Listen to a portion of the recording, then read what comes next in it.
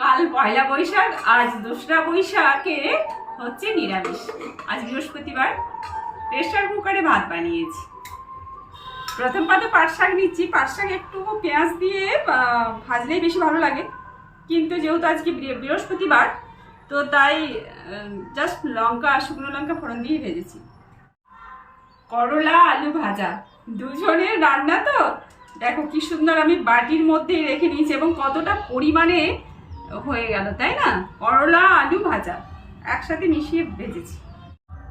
আজকেও একটু টকের ডাল বানিয়েছি, কিন্তু কাল সেদিন বানিয়েছিলাম মুসুর ডাল দিয়ে, আজকে কিন্তু মুগ ডাল দিয়ে বানিয়েছি।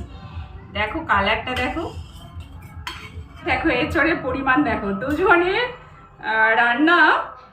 এঁচড়টা মানে একটু বাসি হচ্ছিল, সেই জন্য আজকে একটু সবটাই আমি একটু আলু দিয়ে পোস্ত বানিয়ে দিয়েছি। খুব ভালো লাগে খেতে।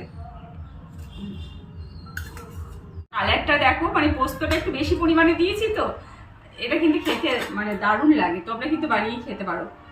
আর দেখো তার সাথে একটু আমের চাটনি বানিয়েছি। দেখো চাটনিটা থালি সাজানো কমপ্লিট। একটুখানি ক্লোজে দেখিয়ে দাও।